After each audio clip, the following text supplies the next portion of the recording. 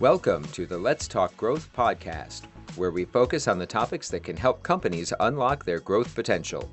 Now here's your host, Bill Hupp. Hello, everyone, and welcome to another episode of Let's Talk Growth. Today, I'm joined, as always, by Mike Haldane, the founder and president of MarketWise Advising. Welcome back to the podcast, Mike. Thanks, Bill. Thanks for having me. We're joined today by another terrific guest, and that guest is Julie Dirksen, an author, educator, and learning strategy consultant.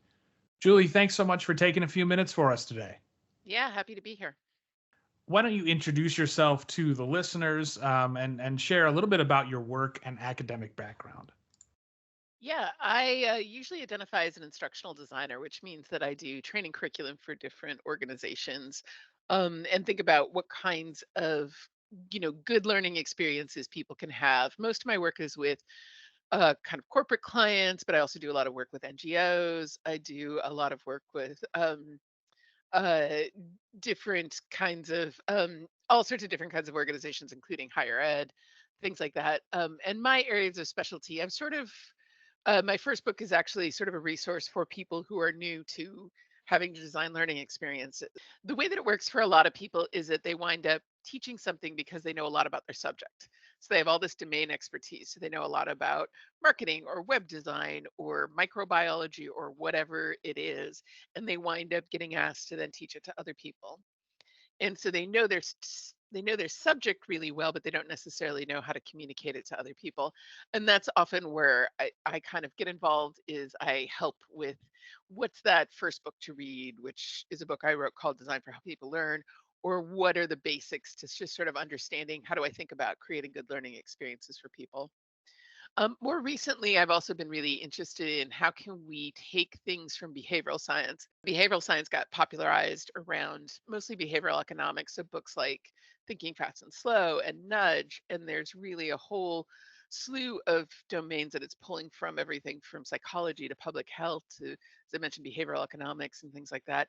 And we're starting to see things like organizations with behavioral design teams.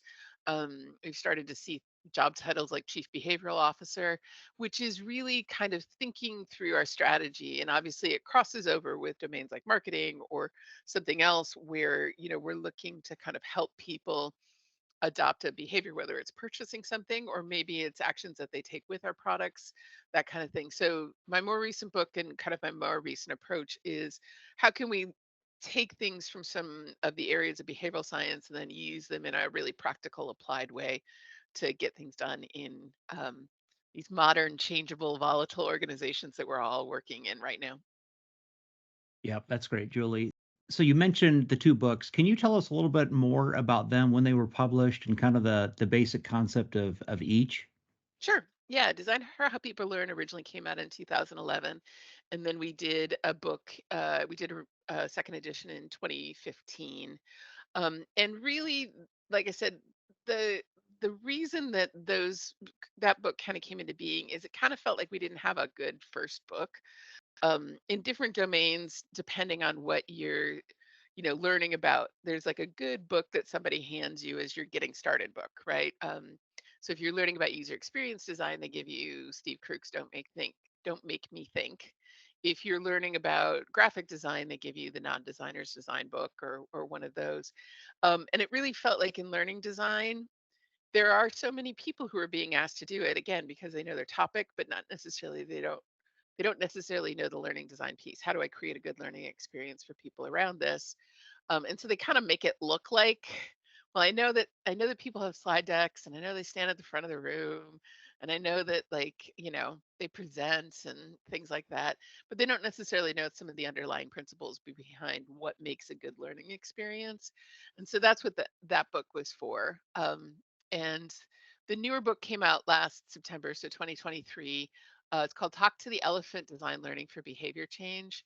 And the idea behind that one is that if we think about our decision, how we make decisions, we like to think that we're all rational decision makers and we make those good, clean, Mr. Spock decisions where we, kind of weigh all the pros and cons and do that. But the truth is, we all kind of know that we're sort of emotional, visceral decision makers. And so I'm interested in, how do we help people with the difficult behaviors that sometimes they even want to change? Everybody wants to eat better and exercise more and sleep, get more sleep and do all of these things. And yet, we're also, scrolling on our phones until way too late and, you know, using the convenient foods options rather than the healthier ones, or maybe not getting as much exercise as we'd like to get.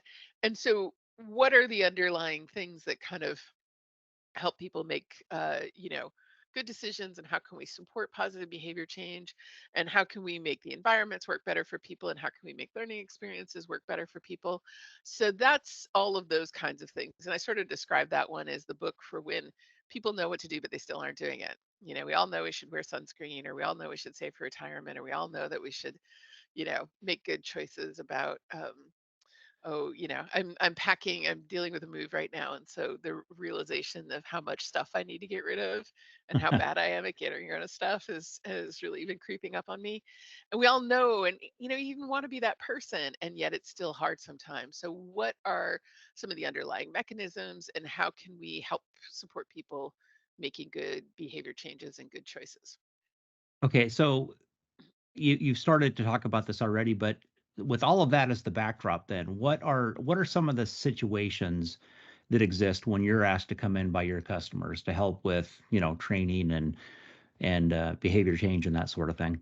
Yeah, yeah. And I've done it. I've done a lot of different things. I mean, I've helped people look at product utilization. I've helped people with, um, I've done a lot of sales training over the years, so that one crops up.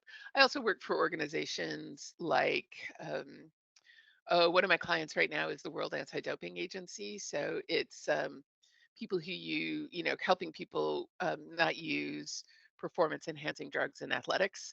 And that's an interesting one because there's obviously the people who are deliberately trying to cheat the system. What can we do there? But then there's also a whole world of, you know, accidentally imbibing the wrong substance because you took the wrong cold medicine, or you didn't know that this supplement contained this ingredient and things like that. And just navigating the whole process, there's a lot of bureaucracy involved. So looking at all of these different interesting behavioral challenges and kind of thinking about it, one of the biggest push in like the sales world that I've been dealing with for probably, oh gosh, I've probably been working with clients on this for 20 plus years now, is the sort of push towards more consultative selling, for example.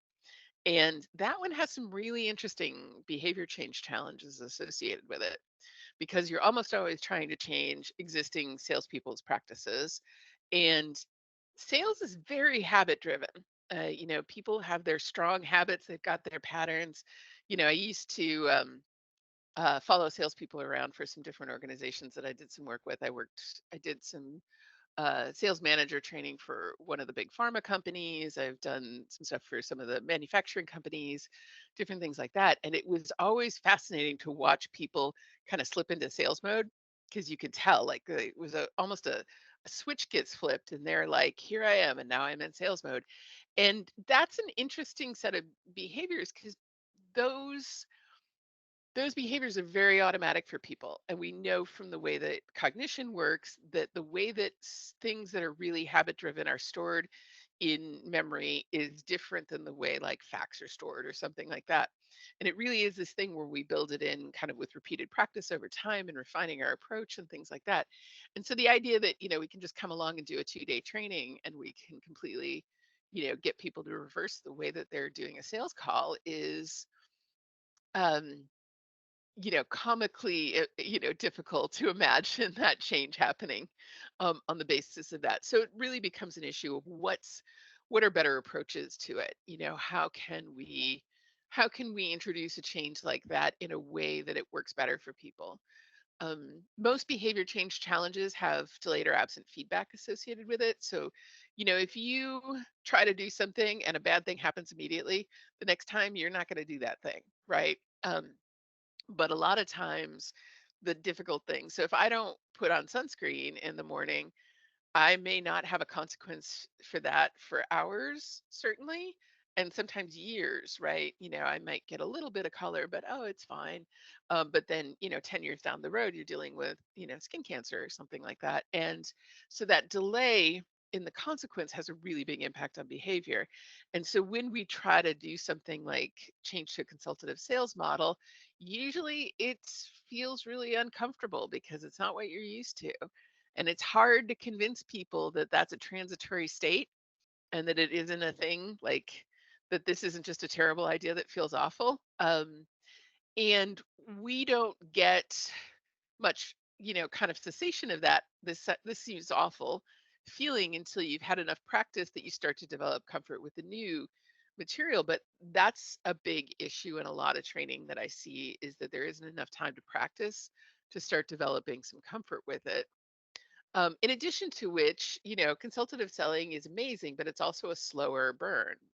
It's not the quick, like, I just sold this product, I just sold this product, I just sold this product. It's the slower burn of relationship building, which means that potentially the payoff is much larger, but it also takes longer to get there and longer to develop. And honestly, we struggle with those, right? The Yep. big slow burn investment kinds of efforts as opposed to the quick hits. So, these are all interesting challenges. And then, you know, we have some behavioral models that we can use to kind of look at this and analyze it and start to kind of map it over to what are some solutions that we can attach to it. Yeah, that you're hitting on a really important point for, the commercial folks that are out there that are listening to the podcast. I've experienced this one numerous times throughout my career, and it's been the ones that come to mind most often are what I talk about on the podcast on a somewhat regular basis, which have to do with launching a solution, in this case, an as a service solution, where the sales team is used to selling capital goods previous to that. And we go through and rebuild the messaging, rebuild the collateral, launch the product, talk about it with the press and everything else that goes along with a marketing launch. But when it comes to the sales team, we tend to train them for a day or two and then expect them to go out and succeed. And to your point about, you know, they get excited, they go out, they talk about it, maybe they get asked questions that they weren't ready for, and all of a sudden they start to shut down and they try to avoid that topic on a go forward basis. So it really stifles the ability of the organization to succeed with this new thing, even though it's good for the customer, good for the company, et cetera. So I like your idea because in my experience, it's taken about a year in most cases to get the sales team to the point where they're effectively presenting that type of an offering. But I think what you're telling us is that, forget about the 2-day training and expecting that people are going to go out and be successful with that. There is a much better approach. And I think what you're saying is that it's all about introducing the material, but also giving people ample time to practice so that they can make the mistakes before they actually go out and spend time in front of a customer. Is that an accurate portrayal, or have I missed Yeah, anything? absolutely. Yeah. Well, there's a graphic that I use sometimes, and obviously we're talking, so I won't pull it up. But it looks at the glucose usage in people's brains. It's a study of people playing Tetris, actually, the game with the little blocks and you spin them around and things like that. And so it's a PET scan, so it shows basically it's basically how much fuel your brain is using when you're learning something new. And so when you're first playing Tetris, your brain is lit up with all sorts of fuel usage. But then they look at the same brain like 6 weeks into playing Tetris every day or something like that, and performance has gone up. But instead of like it's being the same level of effort with higher performance, effort has gone down. And what happens is you automate as things become automatic, and you don't have to think about them as much anymore. It uses a lot less fuel. Um, Cognitively speaking. And so when we change something about the way that people are doing something, especially something where they've got such a high level of comfort with the old way of doing it, we throw them back into this feeling of like, this is so hard and this is so effortful. And it's difficult for somebody to understand that, like, this is a normal part of the change process. It just feels wrong. And so if you practice it a few times, you can get to the point where it's not feeling right yet, but it feels less wrong than it did the first time. But a lot of times when we do training, we run people through it once or twice. And so they're still leaving with this feels wrong feeling. And that's a terrible trajectory to send somebody out of training on. You want them to at least believe that, okay, if I just persist with this, it'll get better. but that's often not what they're leaving, the protected kind of classroom environment with. In addition to which, they go from feeling very good at their jobs and very competent and very capable to feeling like they're, like an awkward Muppet wearing gloves, like mittens that can't accomplish anything. And that goes to some deep stuff. You go from feeling like I'm really good at my job to I'm really terrible at my job. Like that goes to a sense of identity, that goes to a lot of like deeply held values and beliefs about yourself and your level of competency. And so we tend to have this thing where we take people who have a deep sense of confidence because they're good at what they do. We throw them into an environment where they're like, this is terrible, it feels bad, and I'm suddenly bad at my job. A friend of mine worked in traditional book publishing for years, and then she switched over to digital content strategy, which and the first month that she was on the job, she was like, I want to hang a sign around my neck that says, no, I'm smart, really. Um, because she just felt like she couldn't do anything right. And everybody around her was like, no, no, you're doing great. Like it's a transition. You have to get through this. You're doing great. But she just, she was used to years of feeling smart at her job and suddenly thrown into, feeling like, like an absolute idiot. And so we do that to people when we make these changes and we don't give people enough time to practice. We don't give them kind of safe environments to practice in often. One of the things that it tends to be is we tend to like ask people to change their sales approach with all of their clients right out of the gate. Well, it might be a gentler on ramp to be like, let's pick the one client you think this might work best with. Here, try this out with that client. Come back. We'll talk about what worked, what didn't work. Then we'll maybe talk about how could you apply it with another client or two more clients and not expect you to immediately change everything that you're doing the moment you've learned this new strategy, but kind of work your way into it in a way that doesn't feel as scary, that doesn't feel as threatening, and that then you can build up a little confidence, you can build up a little practice with it. So there's a lot of things that we could do to make this less abrupt and just not feel like a terrible terrible idea for these poor people who are being asked to change everything about their practice all at once. There are a bunch of strategies we could use that we know are more friendly for change in their brains, but sometimes that happens and sometimes it doesn't. And so does that strategy, does it vary as you go from environment to environment, or does it vary based on what it is the change that is required is defined as, or is there kind of a common set of things that you deal with and a common set of strategies that you normally apply? Yeah, it really depends. Like when we're analyzing a new behavior, there's a model that comes out of University College London Center for Behavior Change. Susan McKee is the principal investigator on that one. It's called the Behavior Change Wheel, but there's a model within it that's called COM-B, and it says, is the person capable of doing the new behavior? And if they're not capable, can we train them, or what kind of a learning experience do they need to have to build that capability? Do they have the opportunity? And the opportunity has kind of two components. One is, does the system or the environment support the behavior? So if I'm asking you to do something differently, you know, um, hand washing compliance in healthcare is one that I'm kind of interested in because I think it's an interesting behavior change challenge. And a lot of the improvement in hand washing compliance in healthcare settings has been about fixing the environment so that it's easier to do hand cleaning, so like the hand cleaning's right by the door and the doctor can access the alcohol-based hand rub or something like that as soon as they walk into the room and things like that.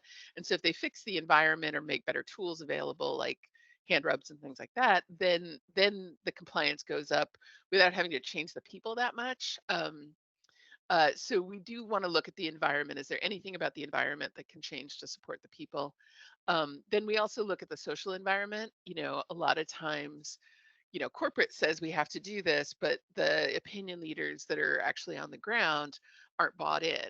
And as long as you don't have that social support around you or people modeling the behavior, and that's an interesting one because we run into this problem with like senior people kind of inadvertently modeling the wrong behavior for new people. I was talking to a friend of mine who works for a social service organization, and each of the people in the organizations would have casework that they're doing with different clients, and the new people would get overwhelmed and they get in over their heads, and then things would kind of blow up. And she was like, if they would just learn to ask for help earlier, we could avoid so much of this. We could just get them to say, hey, I think I'm getting a little overwhelmed, I need help. And I'm like, okay, so here's my first question. Do any of the senior staff in the organization model that behavior? Do they ever say, hey, I think my plate's too full, can I get some support? Because if they're not saying that and they're not modeling the behavior, the implicit message to the junior people is it's not really okay to ask for help. We say it is, but it's not really. And so, looking at how do you have the right role models in the environment supporting the behavior? Who do you need to get on board? Can they help figure out what the strategy is for rolling it out so that they're bought in terms of they're on the team for figuring out how do we do this? And they're the people whose opinion really matters when we look at the broader team and things like that. There's a lot of strategies there. And then we look at motivation. Is it something that people see as their responsibility? I did a lot of work with construction site safety for a while, and one of the questions was the people who work on the construction site, do they see safety as a compliance thing, like we just have to follow the rules, or do they see it as like an actual capability in the same way that they're building their capability as electricians or pipe fitters or carpenters or whatever? And if you see it as a capability you can get better at, then you're looking for ways to get better at it, as opposed to I just need to meet OSHA requirements and I just need to meet regulations. So we look at those kinds of questions. What's the sense of identity? Is this a goal that ties into those identities or those values? Are there ways that we can help people map the behavior to their sense of identity or their sense of values? All of these kinds of things start to become part of how we analyze a new behavior, and how do we support it with the audience that our audience and participants with it. Yeah, that's great. And as you're talking, I'm thinking back to the selling environment and the example that I gave and that you gave there. I'm wondering, are there incentives as well that come into play here? So, for example, new offering, new way of selling, Yeah. special incentives, or what's your experience been with that? Oh yeah, absolutely. My favorite thing is the misaligned incentive that incents the wrong behavior, because it happens so often. I was working with an insurance company, and we were talking about multinational policies, which are very complicated because you're dealing with the laws of multiple countries. And so a company that operates in several countries. And we were talking about all the different people that kind of played in, and at a certain point we were talking about just the data entry of the multinational application. And they're like, hey, can you put something in the training about the importance of accuracy? Because it seems like the data entry people don't care that much about accuracy. And I'm like, yeah, sure, we can do that. Can you tell me more about accuracy? Do they get any feedback on accuracy? And they're like, no, I don't think they do. And I'm like, okay, how do they get paid or compensated? Oh, the number of applications they do per hour. And I'm like, okay, guys, we can put anything you want in the training, but you see the issue, right? Yeah. Like they're they they're incented entirely on speed, and they not only are not incented on accuracy, they don't actually even get any feedback on it. And they're like, oh, yeah, okay.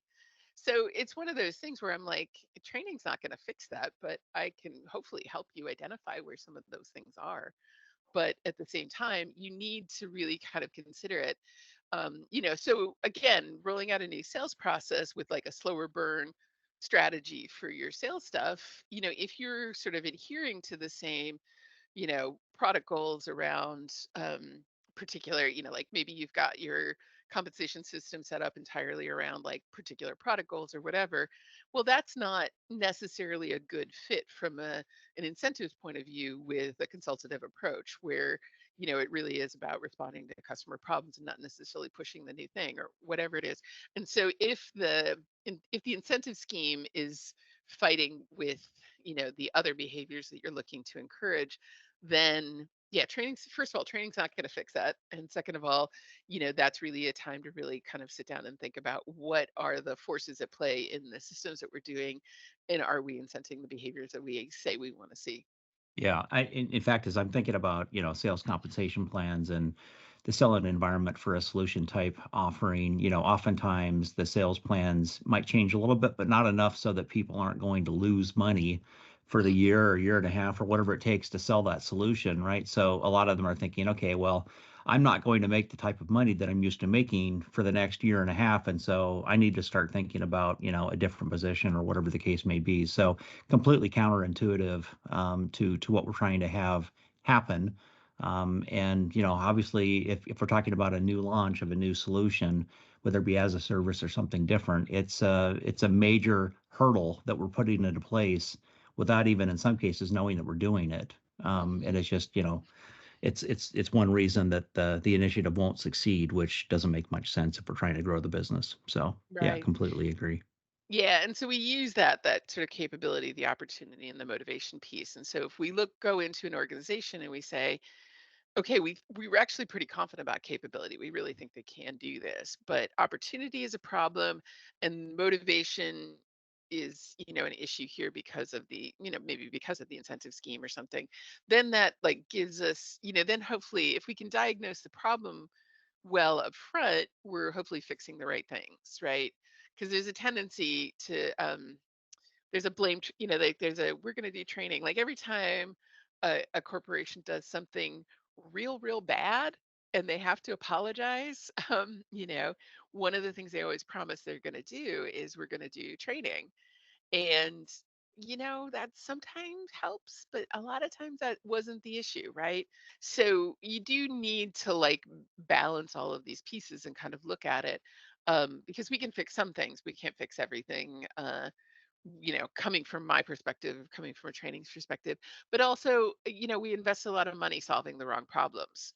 So if the problem isn't that, if the problem is there, people are on board and they're motivated and they're ready to do it, but the computer system is so ridiculously difficult that they can't get any of the new stuff done in the system, then, doing extra motivational messages is just kind of pushing them against a brick wall, that they can't get past. And so, it's much better to fix this, fix the computer system than it is to keep telling the people that this is awesome and you really need to do it.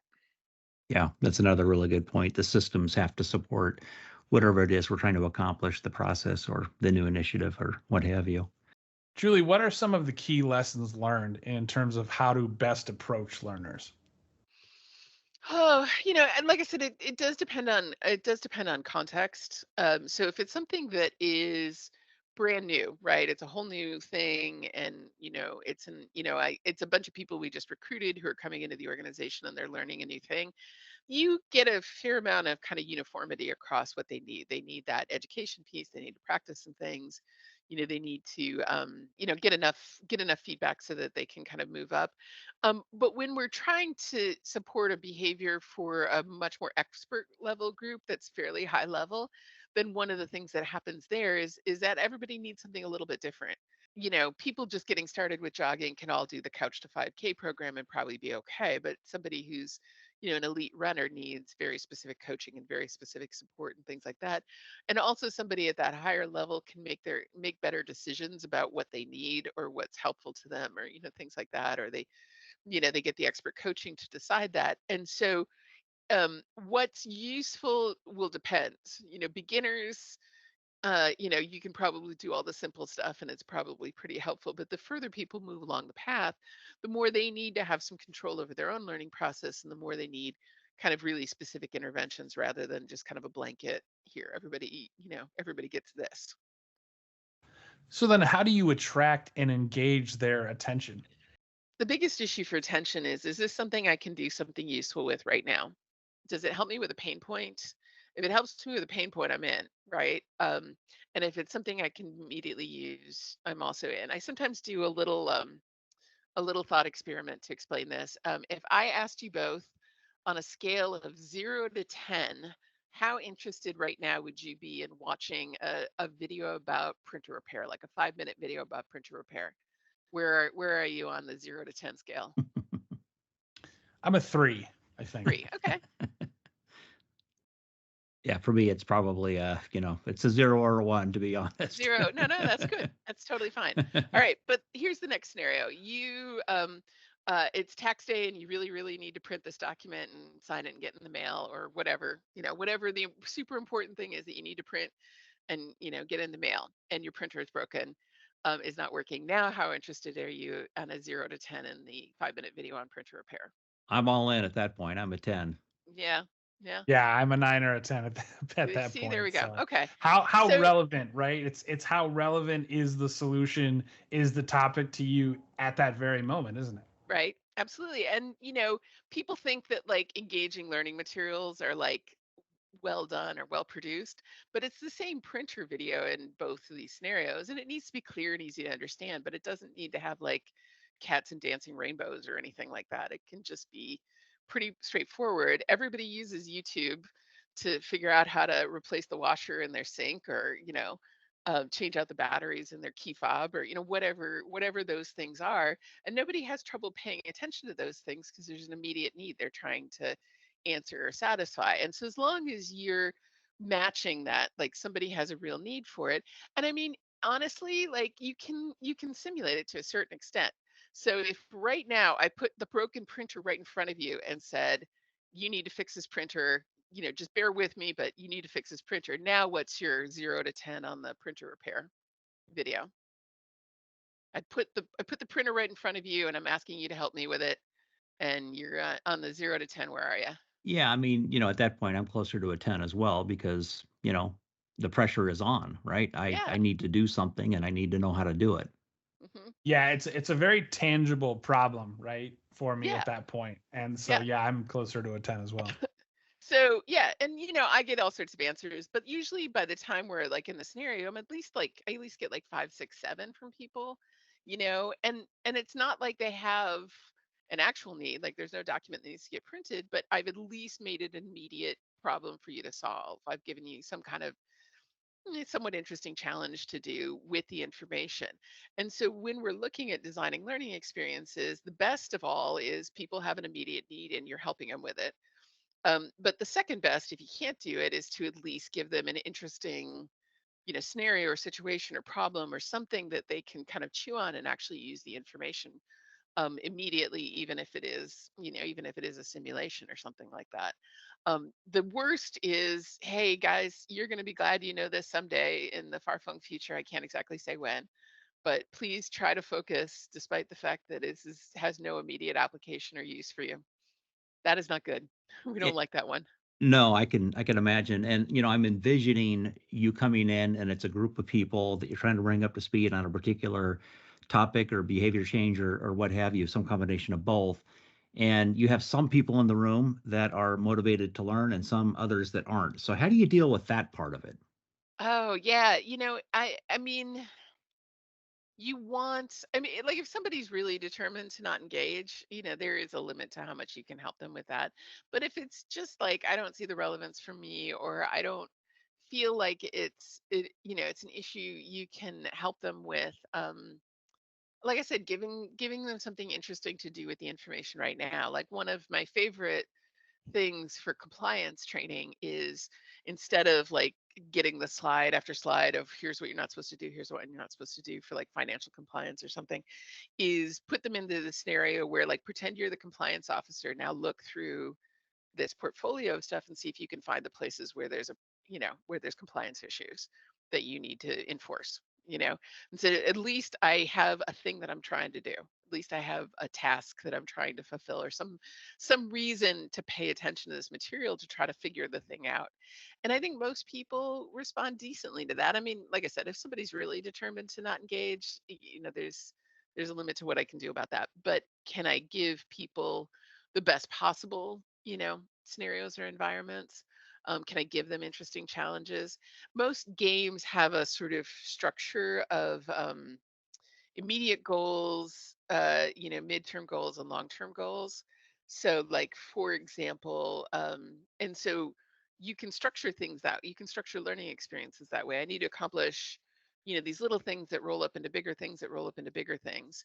So the structured flow of goals, like for example, if you are, like football, right? You need to get to the next. You need to get to the next down, and so you need to get, it's 10 yards First to get down. a First down, thank you. It's 10 yards to get to a first down. Is that right? Yep. It's been a while. Sorry. I should have picked a sport I knew better.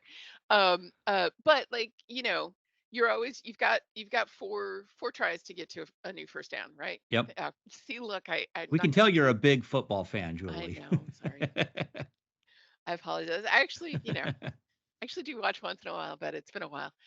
So anyway, but you get the idea. Like there's four tries to get 10 yards to get to the next down. And then if you get enough, you get the points. And if you score a goal, or you get your 7 points or whatever. And then if you get enough of those, you win the game. And then if you get enough of those, you make it to the playoffs. And if you get enough of those, like all of these kinds of things. So everything rolls up to a bigger goal, to a bigger goal, to a bigger goal. And if I collect tennis, I'm a little better at tennis, but like you get two tries to get the serve over. Once you get the serve over, you want to win the volley. Once you win the point, the volley and the point, you get four. You get four, and then you win the game, assuming you don't go into you don't get tied up.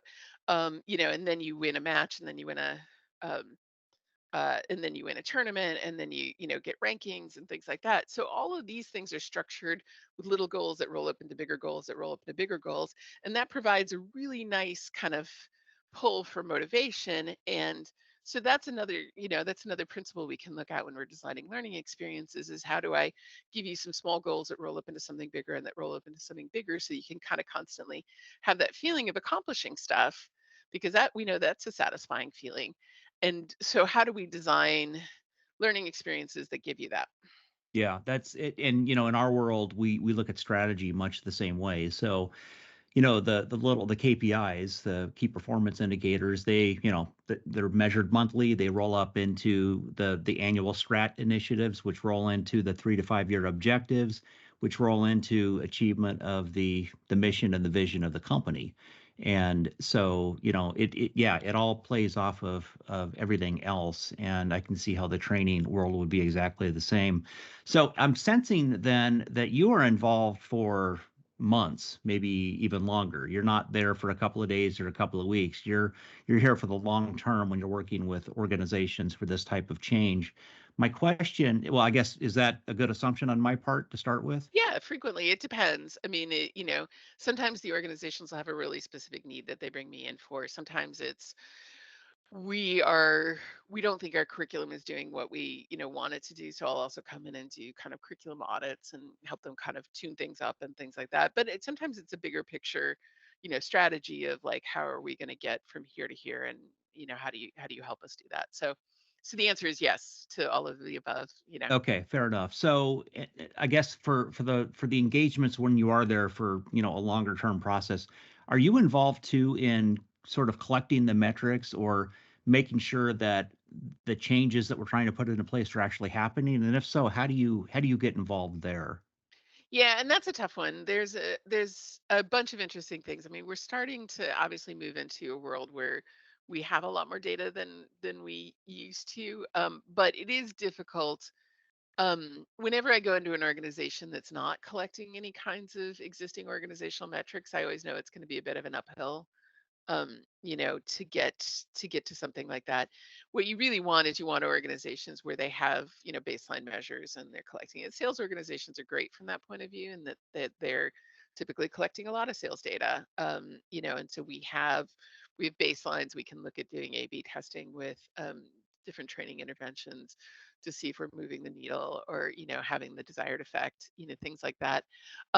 Some organizations are not measuring this stuff. Also, a lot of training tends to be, um, there's a lot of training initiatives that are like quote unquote leadership, or quote unquote, you know, um, managerial skills or teamwork or any of those kinds of things. And whenever you've got something that winds up tying into those intangibles, it is a little bit of like trying to scrap around to see if we can't find a measure that will change, if we're solving the problem, or if we're having the desired effect to look for it. So, some of it is straightforward and some of it is less straightforward. I do think that you can usually find some things that will move. One of the there's a question that like therapists ask where, like, okay, you're here because you've got depression, or you're here because you've got substance issues, or whatever you're here for. And they do what they call the magic question. If you woke up tomorrow and it was better, what would be the first clue that you would see in the world that would tell you that it was better? And they're like, oh, well, I'd probably, like get out of bed on time, instead of, dragging for hours, if somebody's dealing with depression. And I would actually like make myself a real breakfast and not just, whatever, whatever. And they're like, okay, great. So these start to become little benchmarks that we can use to see if things are changing for you, right? Can we look for these cues that tell us that something, something good is happening, or something's different, and how do we measure those and things like that? Um, it's not without its challenges, though. I will absolutely acknowledge that. So Yep.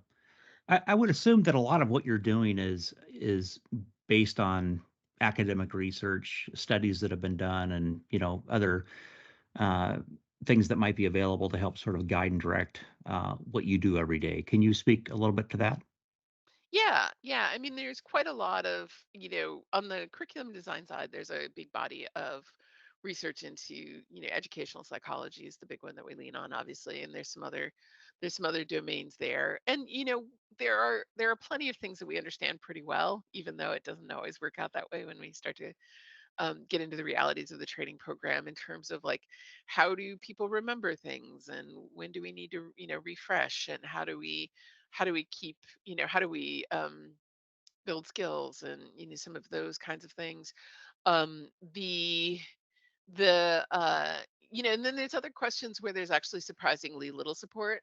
Like, how long does it take to get good at X, is something where the answer is it takes as long as it takes, and there isn't like, I've actually been looking, poking through the research literature. There are certain domains where we have a really mature practice for things like music education or language learning. Sports, to a certain extent, psychomotor tasks are things where we can see the results a little bit more easily, so we have a little bit more data in those spaces. Medical is another one where we've done a lot of work around how long does it take to get good at something, or training pilots is another one.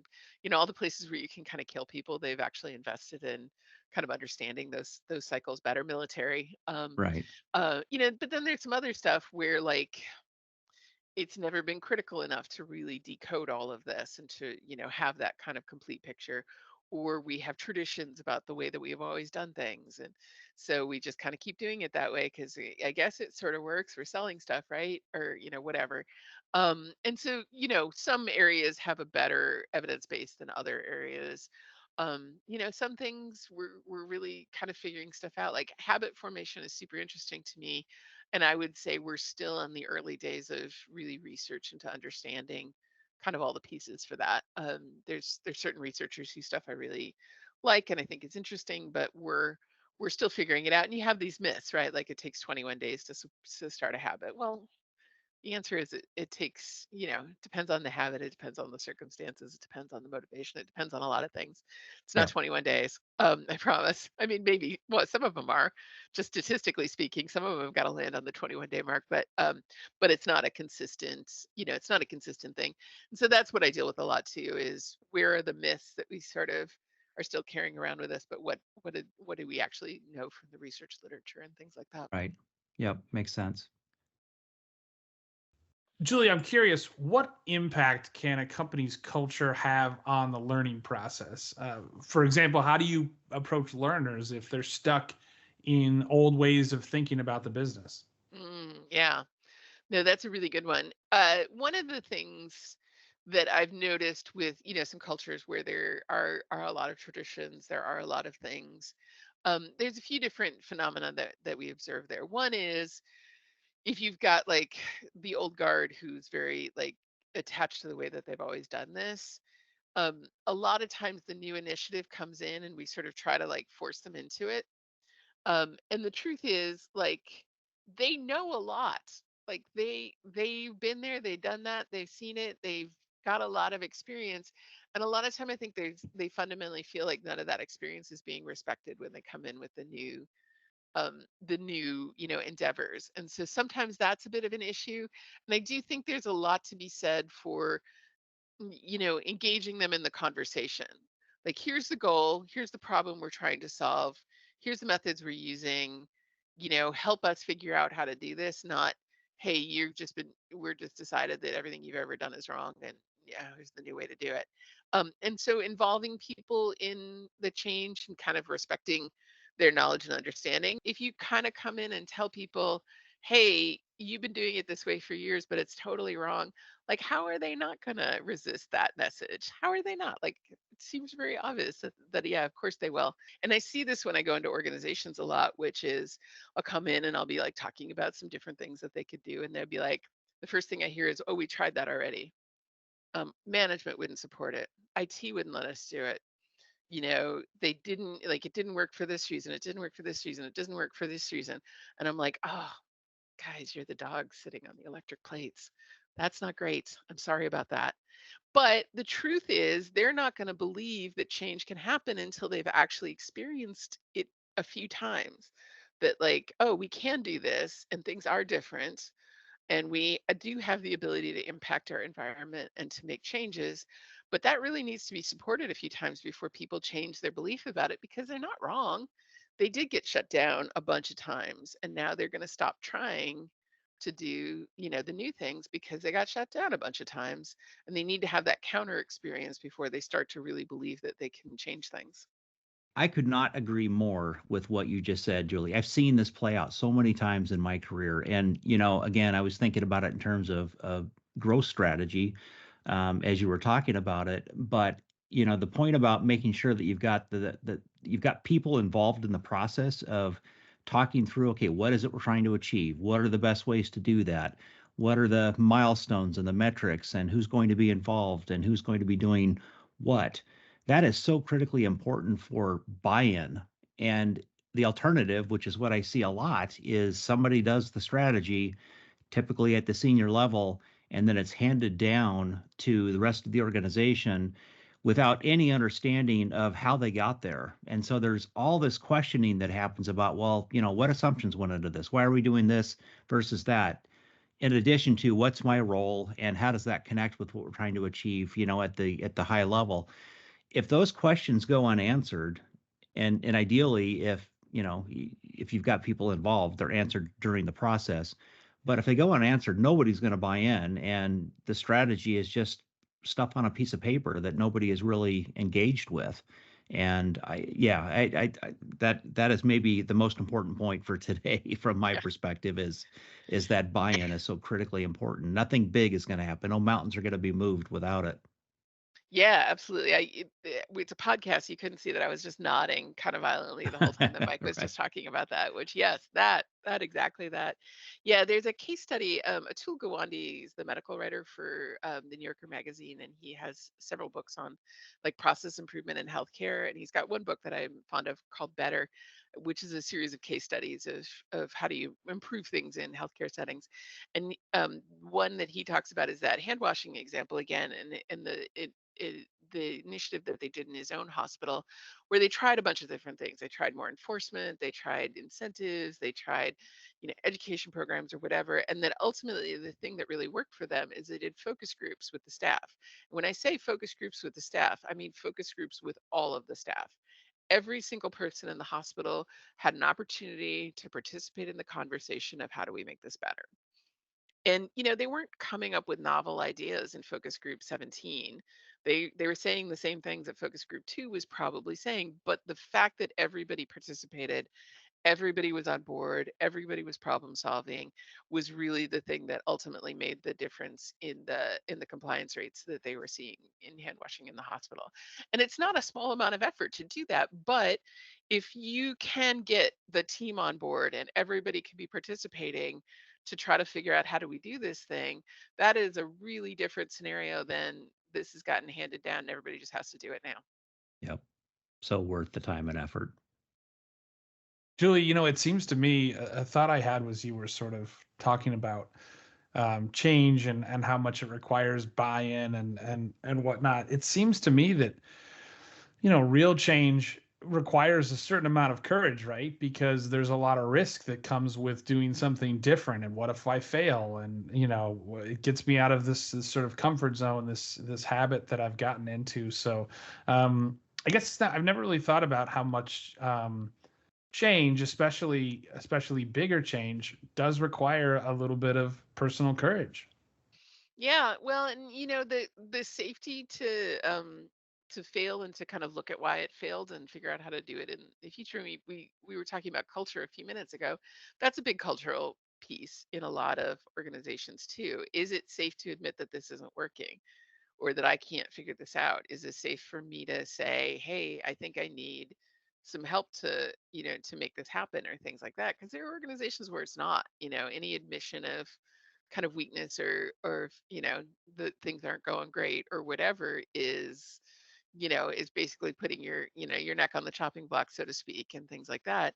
And so that's a piece of it too. And the thing about it is when we look at people and kind of adopting a new behavior, people dislike and want to avoid things that they feel that they're bad at, and that anything that they sort of feel a sense of shame that they have to get away from it. There's a piece of research that I'm really fascinated by, and I don't know how well it actually generalizes across other domains, but I think it's something really interesting. And they looked at they're giving people multiple choice tests, and the they could take the multiple choice tests more than once, right? And so the first time they took it, group A would find out every time they got an answer right, they'd get a little, ding, you got it right. And then if they didn't get something right, they just didn't, they didn't get an answer, but they got an explanation of kind of what the right answer was and stuff. But they didn't get like, it's just like, oh, you either got the reward for getting it right or kind of nothing. Um, and then group B didn't get anything when they got an answer right, but they got a big like check, like ding if they got it wrong. And when they took both groups and they ran them through the test again, the group who had gotten reinforced for getting right answers all did better on the subsequent versions of the quiz, and the group that had been in the group where they just got chastised for doing things wrong did not do better. And the theory behind it, for what it's worth, I let Fishbach and a few other people who are behind this research, but the theory behind it is that, like, when you kind of are constantly being told you're doing something wrong, you just kind of go into avoidance mode. And I'm like, I just want to not pay attention and kind of shut it out, as opposed to, oh, I didn't get this right. Why? Like, there's no shame involved, but I really want to know, like, I want my right answer. How do I get that the next time? And so when we look at some things like that, we look at, is this a safe environment for me to get something wrong and I can learn from it versus an environment where it's kind of unsafe to get things wrong? Like, that's going to have an impact as well on how quickly they're willing to embrace new practices or change or any of those kinds of things. How should companies look at the short and long term implications of behavior change? Like, for example, shifting to a recurring revenue model from a capital purchase model. Is this what you mean when you talk about the impact of culture on a company? And do you have more examples? Yeah, I mean, like something like recurring revenue versus, that for a lot of organizations where they're doing something like that, it's a little bit of a brave new world. So again, we want it to work right out of the gate and we want it to be perfect, but the truth is you're probably going to have to tweak a lot. And certain environments, there are right answers. This is the right way we should do these things. And other environments, or situations or scenarios are, we're not sure, we need to try some stuff. And then we need to, debrief what we tried, figure out how do we adjust it going forward and keep moving. And, in an environment where we know exactly what right looks like, you can have wrong pretty easily. And and you can punish it or you can reward right or you can do those kinds of things. But in an environment where there isn't necessarily a right answer, there's only kind of methods of inquiry to try to figure stuff out and continue to evolve and move things forward.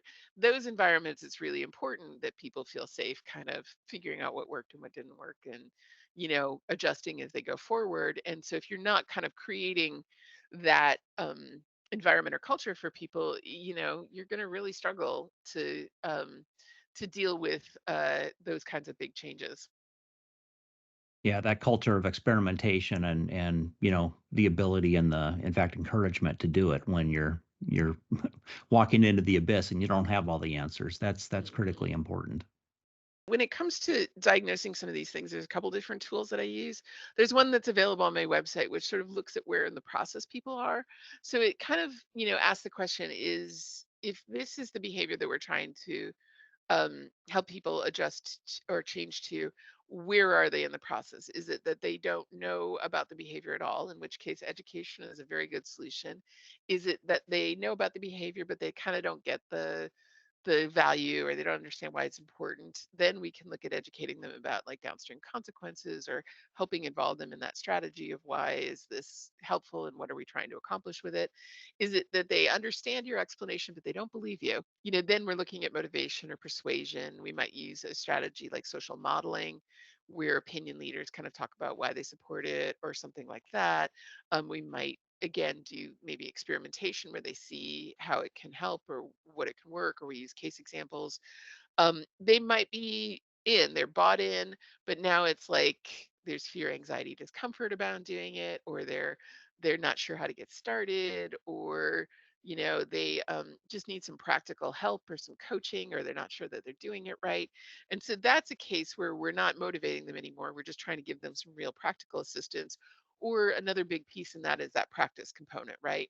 The best way to alleviate discomfort with a new practice is to do it enough times that you start to get comfortable with it, or find like really easy softball examples that you can try it out on until you can like go and maybe use it with your more challenging clients, your more difficult scenarios, or something like that.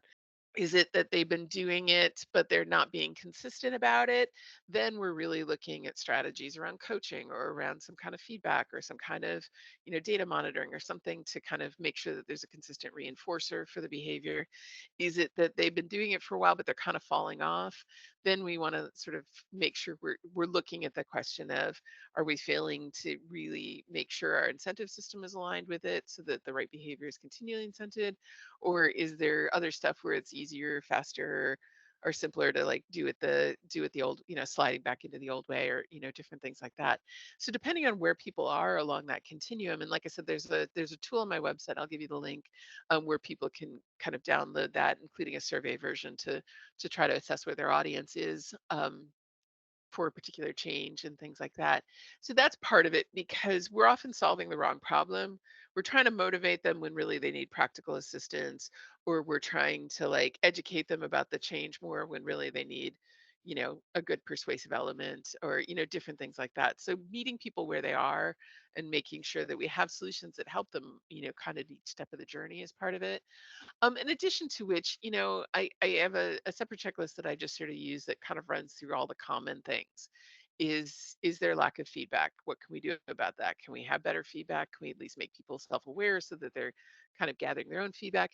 Is it just increased effort? We're asking them to do harder, more, that without like any real tangible benefit attached to it. Sometimes it's about unclear goals. Are they not? We think we're being clear when we say we want you to be more customer focused, but they don't actually know what that means. So, is it unlearning an old behavior? We've talked about that one quite a bit. Um, is it lack of environment or process support? Is it anxiety, fear, discomfort? Like I want to do this. I'm convinced it's a good idea, but it's just scary because it's new and I haven't had a chance to get comfortable with it. Um, is it that lack of autonomy or ownership? Is it the learned helplessness, the lack of a value alignment, misaligned incentives? It could be, we're just asking people to have a certain amount of like, cognitive stamina to, do things. Like one of the ones that's making me crazy right now is every responsible person who's writing anything about using the large language model AI, generative AI tools, always says, well, of course you need to check the output to make sure that it's accurate before you use it. They keep saying that like that isn't the hard part, you know? And I'm like, yeah, that's great, but it's so much easier to just copy and paste it. And what are we doing from a behavior change point of view about the fact that it's so much easier to just copy and paste it? We're starting to see academic papers in where, somebody has their introduction to their academic paper and it has the little prompt that says, certainly I can suggest an introduction for you, colon, da da da da da. And I'm like, they didn't even read it before they submitted it. They didn't read it at all. So the idea that people are going to have the sort of intellectual rigor, and cognitive stamina to review everything generated by AI is categorically ahistorical, compared to what we know about human behavior. And it does seem to be a key part of this AI strategy that I just don't understand. Okay, well, on that note, we'll wrap up the conversation for today. Our guest has been Julie Dirksen.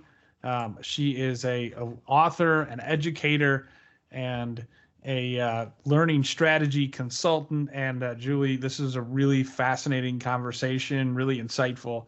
Thanks so much for taking some time to join us today. Yeah, thank you for having me. Thank you, Julie. And thank you, Mike, for co-hosting the podcast and being a big part of this conversation. We'll have another guest on for you shortly. But in the meantime, take care. And thanks again for tuning into this episode of Let's Talk Growth. Thanks for listening to today's episode of Let's Talk Growth. If you enjoyed it, feel free to rate and review the podcast. You can get new episodes and listen to old ones by visiting marketwiseadvising.com/podcasts. Let's Talk Growth is owned, produced, and published by MarketWise Advising, LLC.